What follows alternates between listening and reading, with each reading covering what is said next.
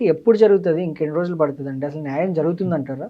అంటే ఇంత టైం పడుతుంది అనటానికి ఒక నిర్దిష్ట ప్రమాణమైన టైం ఏం లేదండి. హ్మ్. Court will action. అందుకనే కోర్ట్‌లో ఒకవేళ లేట్ అవుతదేమోనని ప్రజాప్రతినిధులు కలిసి ఏదన్నా ఒక సిట్ లాంటి విచారణ సంస్థను ఏర్పాటు చేయండి.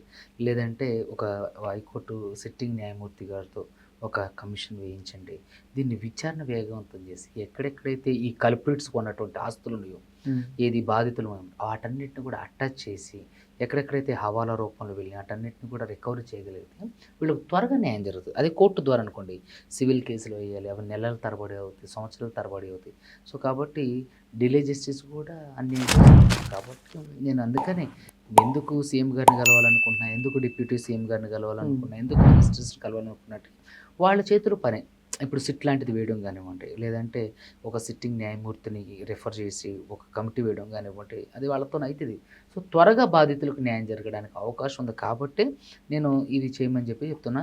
సో, కాబట్టి దీనికి ఒక నిర్దిష్టమైన టైం అనేది ఏమి లేదు. సో, ఎప్పుడైతే ఈ ప్రజాప్రతినిధులు టైం ఇస్తారో, వాళ్ళు చేసే కార్యాచరణ బట్టి ఉంటుంది. హ్మ్. అదేవిధంగా ఒకవేళ ఆళ్ళు చేయకపోయినా సరే కోర్టు ద్వారా ఉన్నటువంటి ఆధారాలన్నీ తీసుకెళ్ళి వన్ బై వన్ ఒకటి తర్వాత ఒకటి సబ్మిట్ చేసి కొంచెం లేట్ అయినా సరే తప్పకుండా దాంట్లో బాధితులకు న్యాయం జరగడానికి కృషి చేస్తాం.